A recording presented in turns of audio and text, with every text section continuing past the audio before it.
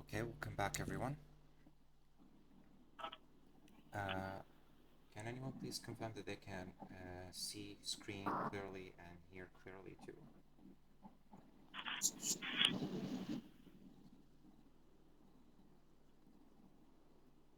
Yeah, can you please confirm that for me?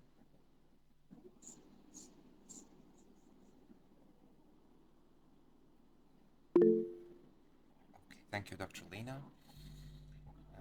Would anyone please continue? We'll start with trauma section. Can anyone continue reading with me, please?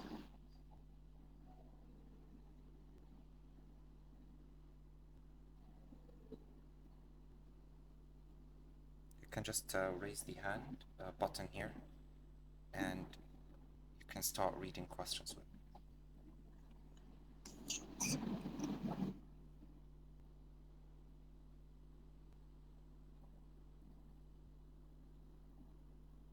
Yes, anyone, please.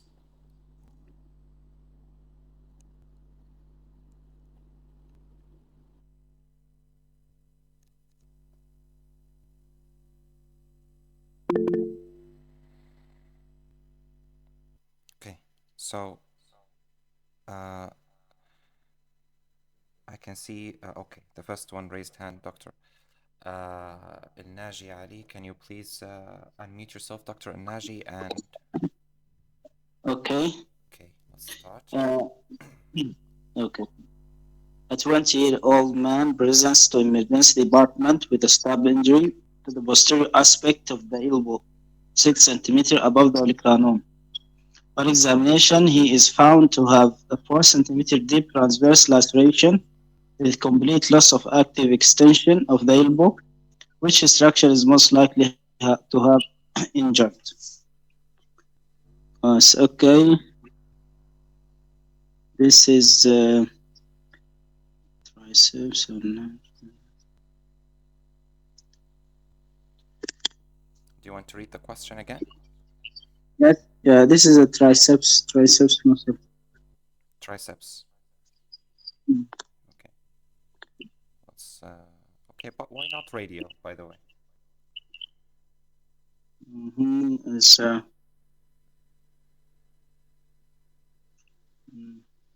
maybe, but radial was 6 centimeter below.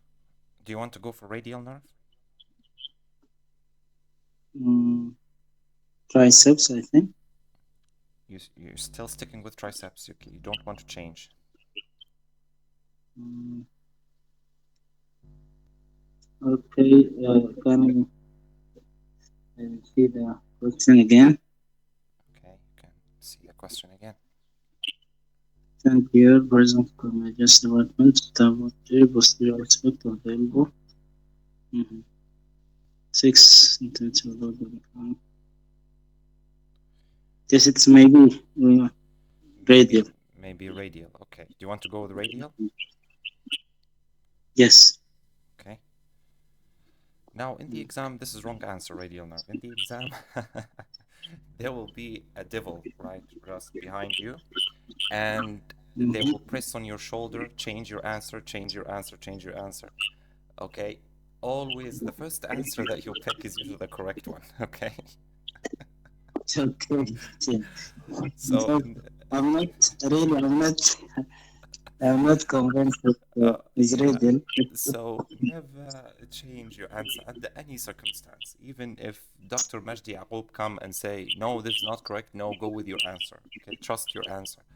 So the reason behind this is that the radial nerve, it penetrates the lateral intermuscular septum and moves anteriorly 10 cm proximal to the radiocapitular joint. So it means if the injury is 6 cm above, the radial nerve is not posterior anymore, it is anterior, okay? So they can Yeah. ask a question about this also in May. I've seen that question. It is saying at which point the radial nerve moves anterior relative to the humerus. Now, most people answer radial groove, which is not correct definitely because radial groove is behind, it's posterior, right? It is not Yes. asking, it's asking about the exact point of transition. The exact point of transition is 10 centimeter proximal to the elbow, radiocapitular joint. Okay. Okay, let's look at the next one. Okay. A 35-year-old construction worker sustained a crush injury to both lower limbs after being trapped beneath a fallen beam. A day after admission to the hospital, he is noted to be oliguric. His vital signs are within normal limits, which are the following would be raised on venous blood analysis. Okay, acid phosphate, alkaline phosphatase, aspartate amino transfers, creatinine. Yeah, creatinine. Yeah, so creatine kinase, right? Creatine kinase. This is crush injury, rhabdomyolysis. Now, I want to ask a question. Yes. Of course, rhabdomyolysis it can be caused by many things, right? We can divide it into traumatic or physical, or non-traumatic or non-physical, okay? Now, when you pass MRCS Part A, inshallah, and you go to OSCE, that's a very common question in the OSCE exam. They tell you, what are the causes of rhabdomyolysis? You will tell them, we will divide them into traumatic and non-traumatic. Traumatic include crush injuries, burns, electric burns, especially high voltage electric burns that causes, right? Reperfusion injury. These are some of the traumatic causes. Non-traumatic causes are multiple. There are many. This include also, for example, for malignant neuroleptic syndrome, malignant hyperthermia, patients that are on some drugs like statins. They commonly ask about statins, right? That they are a cause of rhabdomyolysis. Now, my question is that what is the initial management that you give to this patient? I think you should give fluid. Yeah, what type of fluid would you like to give? Crystalloid. What crystalloid would you like to give? Normal saline. Okay, why not lactate, ringer lactate? Yes, with potassium. Excellent. Yeah, because it is a potassium containing solution, right? And these patients are at risk or already developing hyperkalemia. So you don't want to add insult to the injury, right? Yes, yes. Salt to the injury. Salt, I think it's called that way. Okay, let's Yeah. look at the next question. Alkaline diuresis, someone said that's very nice. That was actually a previous question. What type of diuresis would like to perform? It's alkaline diuresis. So some people add sodium bicarbonate to the management too. Okay. Yeah. Okay. A 22-year-old football player injures his right shoulder during a tackle. X-ray shows an anterior dislocation of the shoulder. He has numbness over the deltoid muscle on the affected side. Which nerve is the most likely to be affected? Axillary nerve, lateral pectoral nerve, musculocutaneous nerve, radial nerve, thoracodorsal nerve. I think deltoid.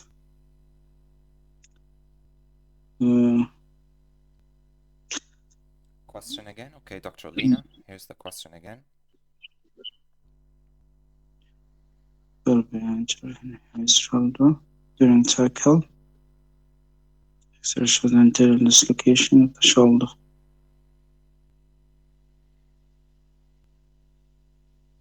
I think this is lateral pectoral. Okay, lateral pectoral nerve. Let's see the answer. It says it's not correct. It says it is axillary, right? And because this area, upper lateral arm, the sensation is supplied in like a badge-like area. It's supplied by the upper lateral cutaneous nerve of arm, which is a branch of the axillary, right? It supplies the skin of the deltoid, as well as supplying two muscles. What are the muscles that are supplied by the axillary nerve?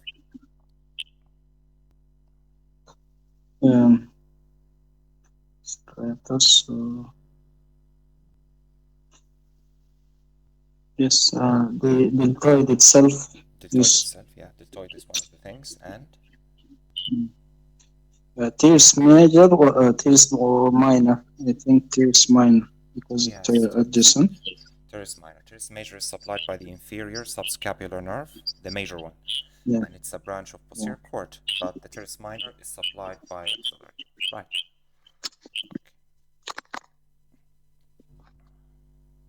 Okay. Yeah, what's that question? Can you read it for us?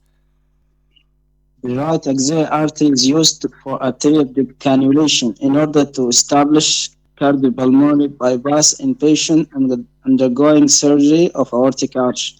An 8 centimeter incision is made below the clavicle, extending medially from the deltopectoral groove. Which one of the following structures would not be found during the dissection?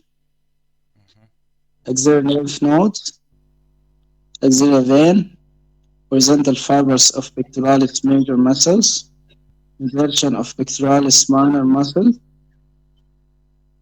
middle trunk of brachial plexus. I think uh, the insertion of pectoralis minor is not in the. Is not in the way It's of anterior approach to the axilla? Yeah. Okay, so you want option D, right? Yeah. Let's see. Oh, it says it's not correct. It says that, let's read the explanation together.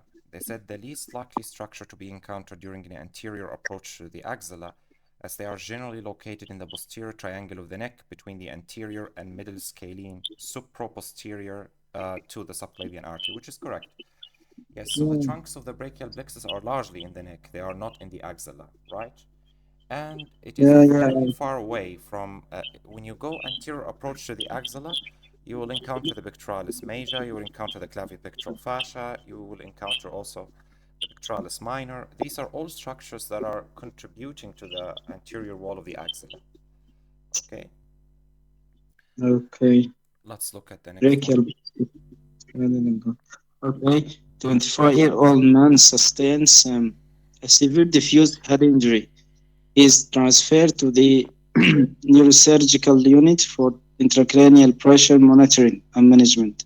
His blood pressure 110/80, and the mean intracranial pressure is 18. Which of the following represents cerebral perfusion pressure?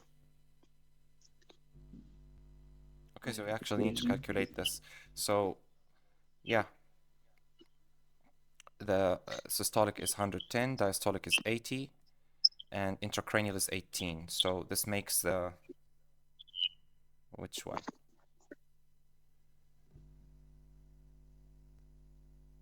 Okay, people are saying B. Why not The C? equation. We will calculate why not C. We'll calculate it. We don't know if it's C yet. Okay, let's go with B. Let's see. Yeah, it is B, right? So it says cerebral perfusion pressure equal mean arterial pressure minus intracranial pressure. So the mean arterial pressure is calculated as 2 diastolic plus systolic divided by 3. This will make it about 90. 90 minus 18, that's 72. That's why it makes it as 72. Okay. Someone said Sabba. What does that mean? Sabba. I'm from Libya. I never hear about this. طب سوداني ستيل means يعني هو حافظها يعني. Copy pasting. Okay, that can be beneficial sometimes. Okay, what's the next question? Yeah. Okay, a 30-year-old man is brought to emergency department following a road traffic collision. His glaucoma scale 7. E2 I moved I2 M3 secondary to a massive head injury. What is the main determinant of his cerebral blood flow? طيب. Central venous pressure, cerebral perfusion pressure, intracranial pressure, jugular venous pressure, or mean arterial pressure. Okay, هو glaucoma scale. I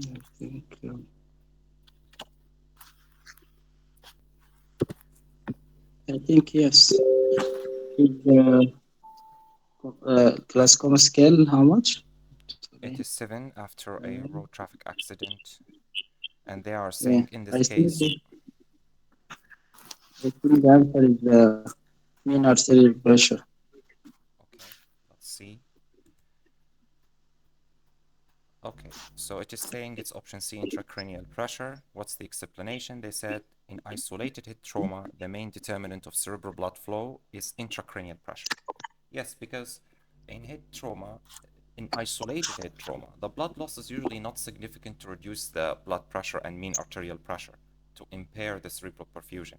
It's usually that there is a mass occupying lesion, a hematoma or something, that is increasing intracranial pressure so much that the perfusing pressure, the mean arterial pressure is overcome by that. So the main determinant in isolated head injury is actually the intracranial pressure. Okay, let's move to the next one. 19-year-old man is hit on the head with a baseball bat. When he attends the emergency department, he has glaucoma scale of 15. 3 hours later, while on the observation ward, his glaucoma dropped to 8, and he develops fixed dilated pupil on the right side. What is the likely cause of his deterioration? طيب hydrocephalus, hypovolemic shock, intraventricular bleed, hemorrhagic bleed, transtentorial herniation. I think one of bleeding mostly, but maybe yes, interventricular mostly. Okay, let's see the answer. Okay, but before someone said fastest answered options, you mean about the previous question? I think it is a little bit different in the wording, right? Now, in case of head trauma, the blood pressure does not change much. It will actually increase because of the compensation that occurs in Cushing's reflex in advanced cases. There is usually not enough blood that is lost to cause hypotension and reduce the cerebral perfusion pressure. So the main thing that will reduce the cerebral perfusion pressure in isolated head trauma is intracranial pressure going up due to a mass occupying lesion. This is supported by ample evidence, I'm sure, about this answer. But feel free to, I don't know if you have the question posted somewhere and we will see it together. Okay. So you, doctor, you said it's option C, intraventricular bleed? Yeah. Okay. I think so. But I want you to note something before you confirm it. He said he had developed a fixed dilated pupil, sorry, on the right side. In that matter, that's why. This is a lateralizing sign, right? So what does this signify? Okay, I want to. Yes.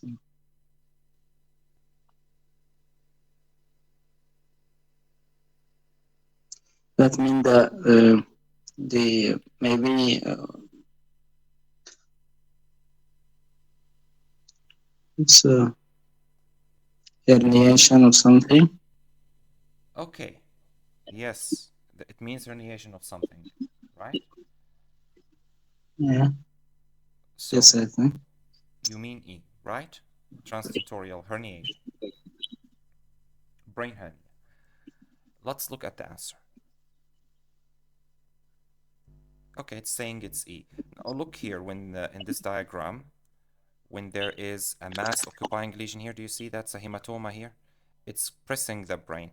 The uncus, which is the medial portion of the temporal lobe, it herniates under the tentorium cerebelli. This is the tentorium cerebelli, okay?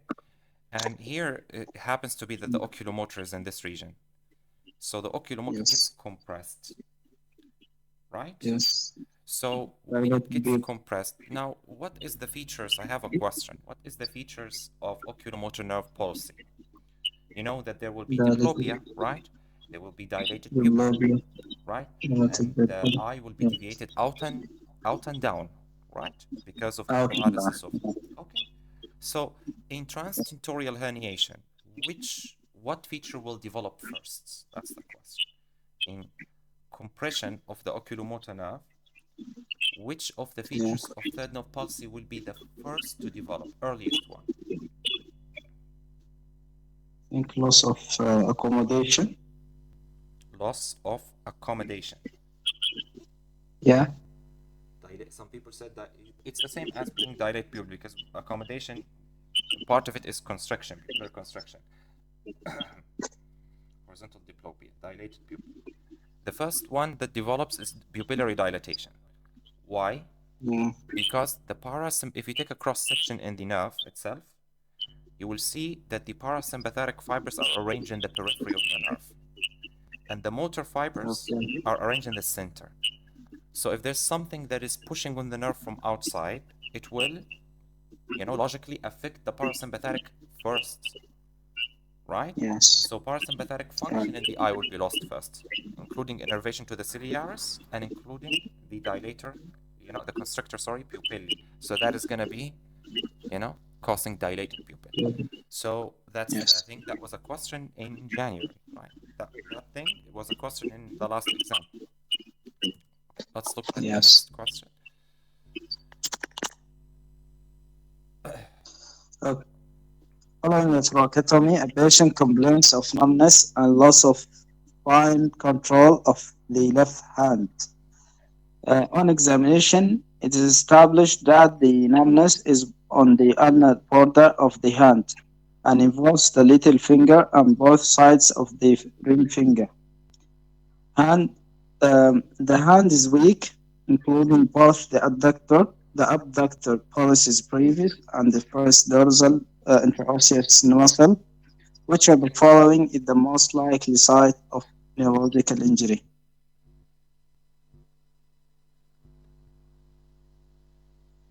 Lower trunk of the brachial plexus, median nerve, middle trunk of the brachial plexus, ulnar nerve, upper trunk of the brachial plexus. طيب هو thoracotomy.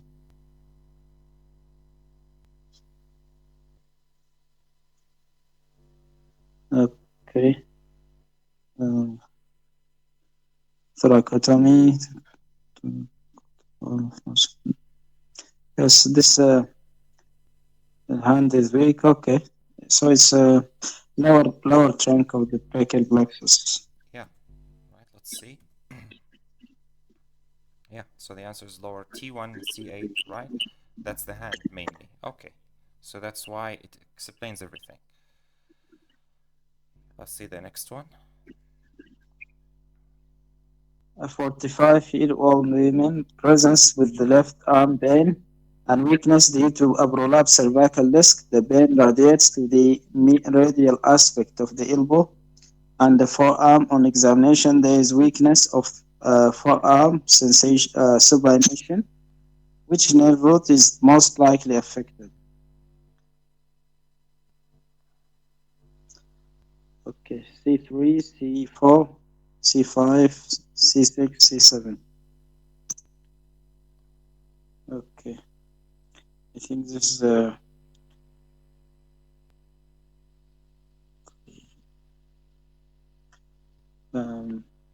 C6. C6.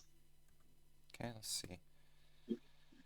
Yes, the correct answer is C6. So the C6 dermatome supplies the lateral elbow, lateral forearm, extends the thumb, and the myotome of Yeah. supination. The myotome of supination is C5 and C6, so this aligns with option D, right, being the most likely answer.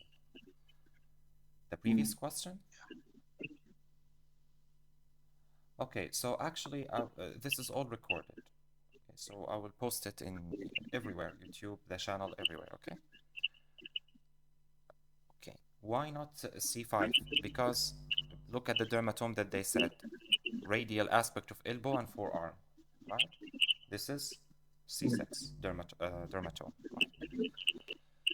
Okay.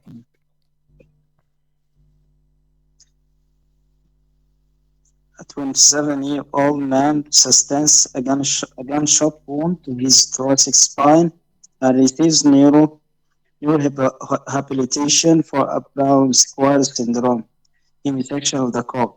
Which of the following best describes his symptoms? Like motor weakness, contralateral loss of touch and proprioception, contralateral loss of pain and temperature, ipsilateral, motor weakness. I think by Brown Square هتكون it will be motor weakness, contralateral, loss of touch and proprioception, ipsilateral, loss of pain and temperature, contralateral. Option B. Yes. Okay, let's go for this. Okay, what does it say? Yeah. It is saying it's option D, motor weakness ipsilateral, loss of touch and proprioception also ipsilateral on the same side, loss of pain and temperature contralateral. Right, so let's look at, this is basically this explanation is the whole topic, okay? So we don't have time to go through all of it, but if you can see, this is the section in the cord, right?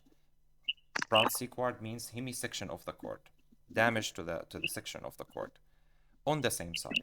So what are the things that are running on the same side? We've got the corticospinal tract, which will supply all of the alpha motor neurons on the same side. So patient will develop weakness on that side, same side, motor weakness. The second thing is the dorsal column.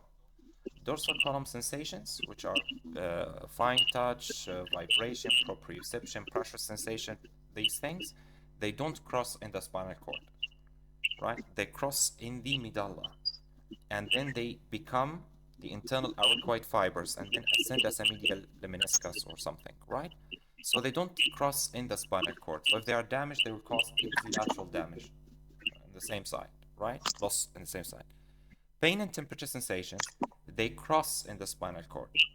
So there will be loss on the contralateral side. But look at this thing, right? This is showing the blue side, which is, or this color, loss of pain and temperature on the other side of the lesion. And on the same side of the lesion, all of the others are lost. There's paralysis, there is whatever, right? Loss of proprioception, and so on. But you have to know that, do you see this thing black here? Do you see above? The pain and temperature sensation is not lost at the level of the injury, right? It is preserved 2 or 3 levels, up to 3 levels above the level of the injury. Anyone know why this happens? That pain and temperature sensation is not lost at the level of the injury. There is preservation 2 or 3 levels above that.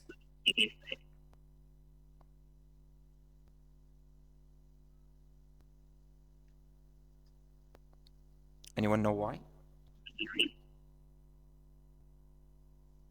Yeah, already there's decussation, but I mean, why the level is not at the same level? The level of loss is not at the same level of injury. There's sparing of few levels above it. The reason being is that when, yes, excellent, they ascend 2 to 3 levels before they decussate. That's the correct answer. So when they enter, they move tangentially up like this. They don't cross in the same entry level. They ascend several levels, up to 3 levels, and then they cross. So they will escape the site of injury, right? That's the something additional, if you want to know. Okay, let's see the next one. Okay, a 32-year-old man with multiple left-sided rib fractures has been intubated and is being ventilated. An hour after commencing intermittent positive pressure ventilation, he is found to be hypotensive with a falling arterial oxygen saturation. What is the most likely cause of this change in his condition? Blocked tracheal tube, or cardiac tamponade, or endobronchial intubation ولا hemothorax ولا tension pneumothorax. Most of this is tension pneumothorax. Okay. Yes, so it is tension in pneumothorax, right? Okay, that's great. Let's look at the next one. An elderly woman falls and sustains a spiral fracture of right humeral shaft. Following day, she has a wrist drop in her dominant right hand. Normal finger flexion is present, which are following is the most likely nerve. This is the radial nerve.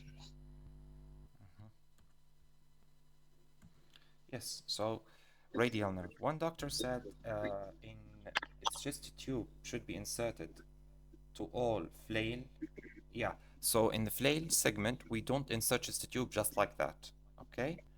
We don't do that unless there are reason for a chest tube. A chest tube, what's the indication? To drain something.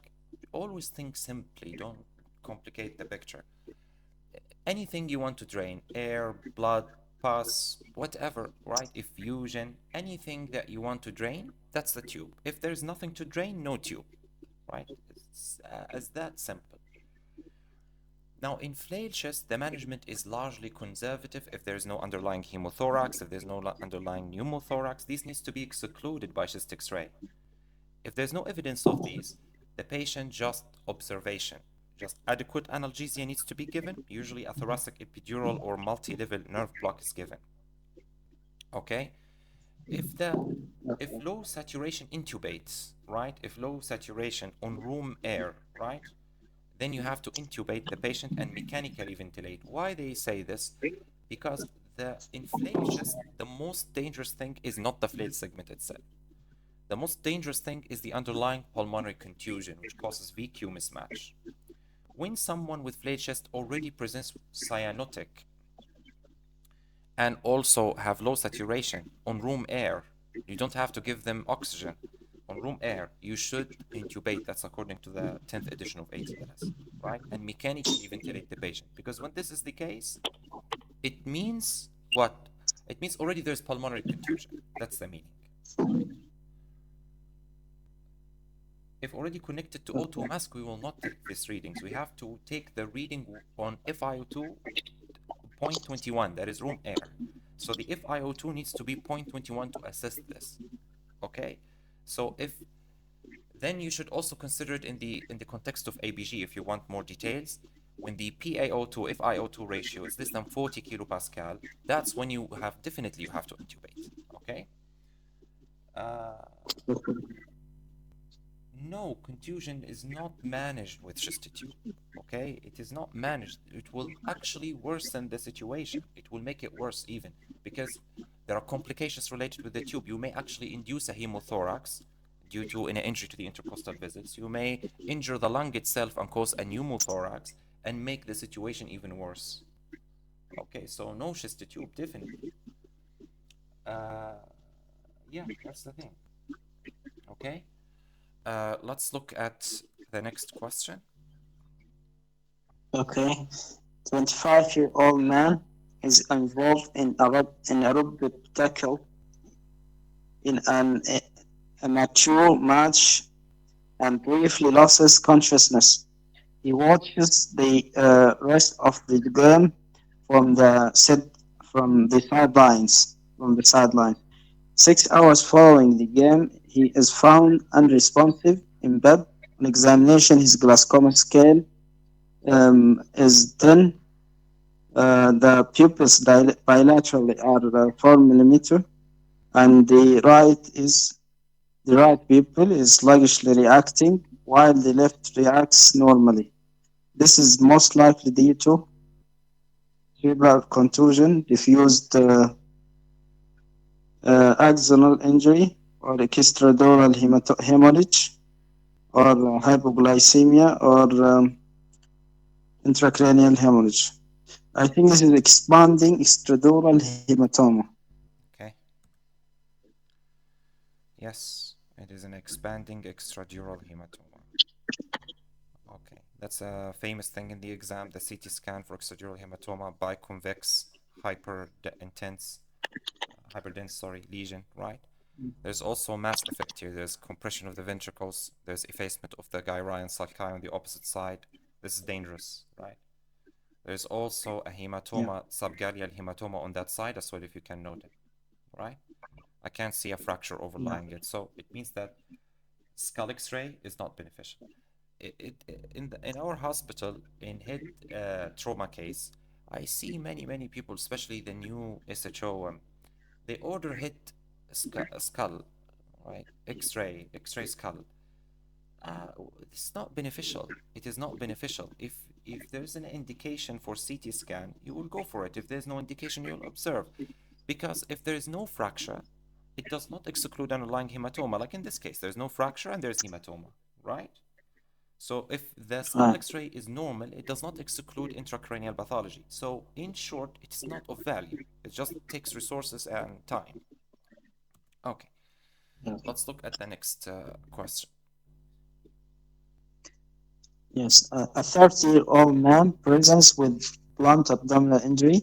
He feels unwell and has blood pressure of 100/60 and pulse of 110 beats per minute. What's the first step in management? Okay. CT of abdomen, erect abdominal X-ray to rule out damage to hollow viscous, intravenous fluid, and send blood sample for cross matching, peritoneal lavage, urine testing for blood. Okay. Sorry. Blunt abdominal injury. Feels unwell. First, we should do fast. If they're fast,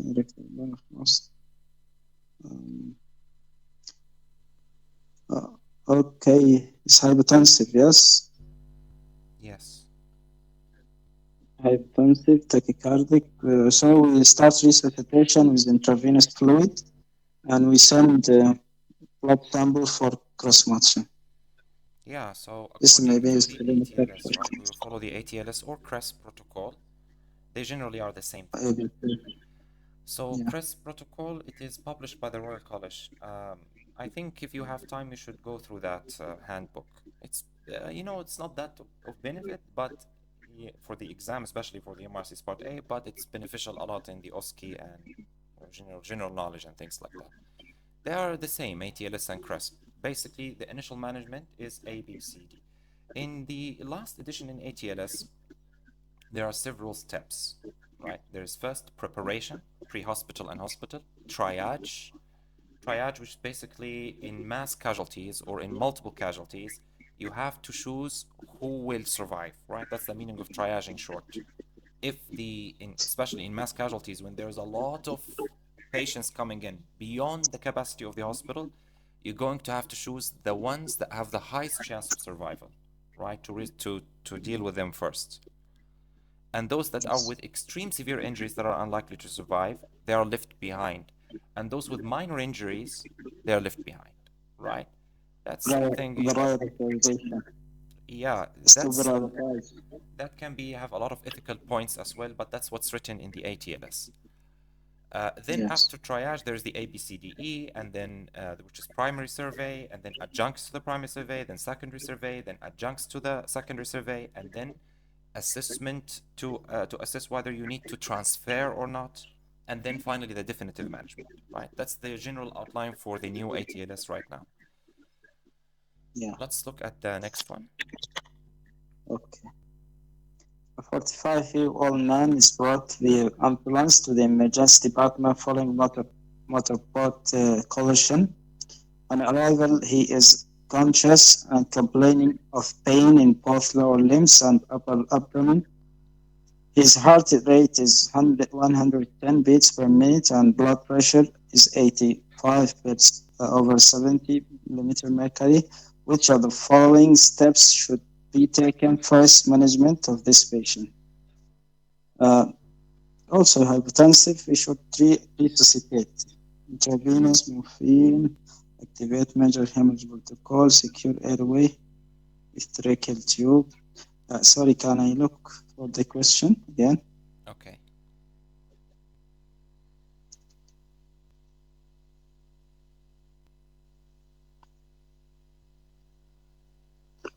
Okay. Emergency by following motor caution, arrival conscious, painful lower limb, abdomen, his heart rate. Okay. طيب. It's okay. Can I see the answers? Okay. Yes. We should also, as ATLS guidelines, activate major hemorrhage protocol. We should, um, yeah, resuscitate the patient. Yes. So the answer is activate the major hemorrhage protocol. It is, they say it's designed to provide blood products in the minimum of time to the site of the major, the site of where you are going to give it. The important point also is here. You see, fresh frozen plasma, packed red blood cells, and Yes. platelets are delivered in what's called shock packs. These shock packs Yes. gives units of 1-1-1, right? Means a ratio, equal ratios of fresh frozen plasma, packed red blood cells, and platelets. Okay. Okay, let's progress. A 50-year-old woman sustains a displaced distal radius fracture. This is manipulated under anesthetic and treated in a cast for 6 weeks. After 3 months, she returns to the fracture clinic with painful and limited pronation and supination. Which are following is the most likely diagnosis. Okay. Complex regional pain syndrome, malnutrition, non-union, uh, and malunion or non-union. Mostly malunion. Okay, I noticed something that when the question came, everyone immediately in the chat said BBB. Is this like Sabba as well? Yeah? This is, Not it's Sabba. not Sabba. Okay. Okay, so you think We should it's analyze the question. malunion? Yes, mostly. All I right, think. let's see.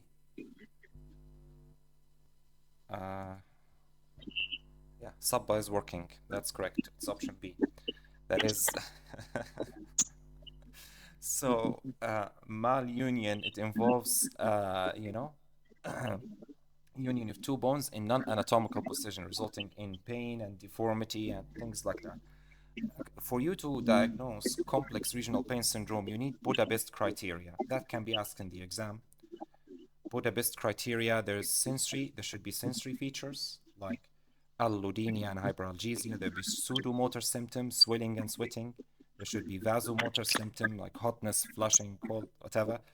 There are motor like tremors, dystonia. These needs to be present, okay? Non-union, I think we will, I will show you a question about it in orthopedic if I can find it, okay? There's a nice question about non-union. Non-union, there are types to it. There is hypertrophic non-union, there is oligotrophic non-union, and there is atrophic non-union and septic non-union. So there's generally 4 types of non-union. If I tell you someone had a displaced fracture of the midshaft of the humerus, and that was treated poorly with a cast, and there was no fixation, right, to the bone is not fixed well, and the patient is complaining of excessive pain at the site, right, and swelling under the cast. So to do X-ray to the humerus, what is the type of non-union that you expect to see in this patient?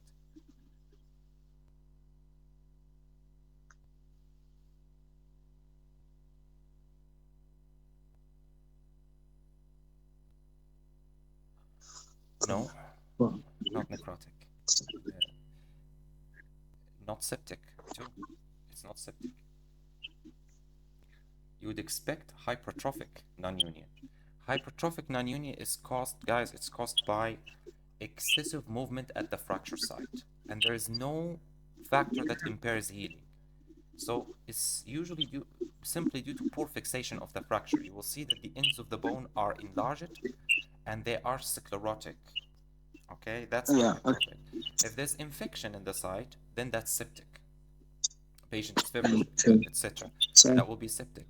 If there is a poor factor impairing healing, like the patient have widespread malignancy, it's a pathological fracture, it is the area having radiation in it, so the type will be atrophic.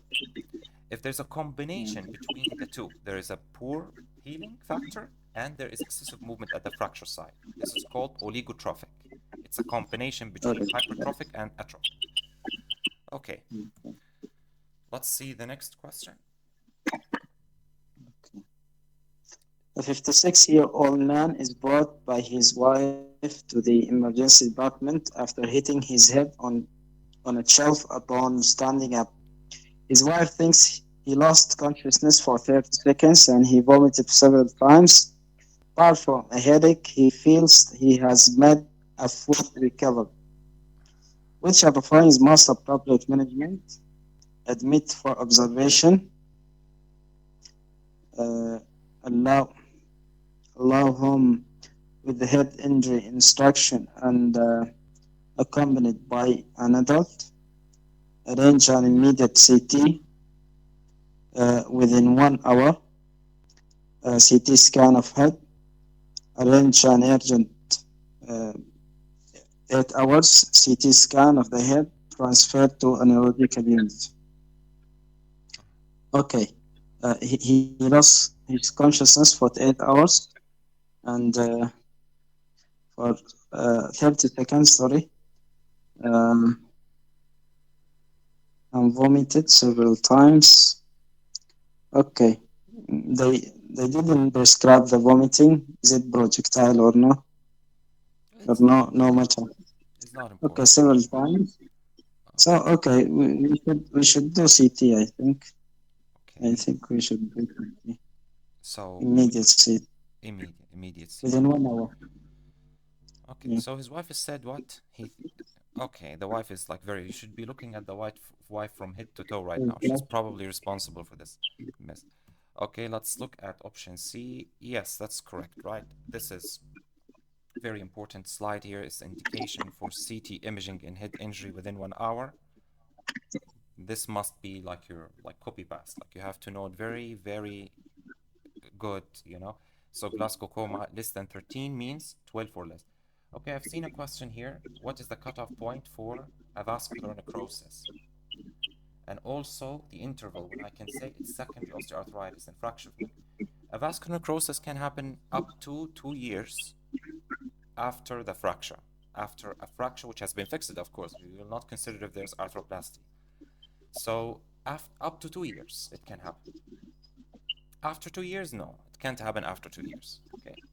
So if there's any problem after 2 years, it's probably secondary osteoarthritis. In nature, you know, nature is very famous. That is a journal, right? They say most Yes. cases occur within 1 year. Within 1 year, but up to 2 years, it's possible. Okay. So the indications here are so important. Okay. Okay. Let's. Okay, with time. Okay, we need another break. Okay, so that is the second part of the session. We'll take another break and then the third part of the session. Loss of consciousness, not significant. It's not an indication, do you see? It can be concussive, so it's not that significant. History of loss of consciousness. Okay, let us take a break, another break, 15 minutes, and then we'll move to the last part in this session. Thank you so much, guys. And again, I will post the link in the group after 15 minutes. Thank you, everyone. Okay.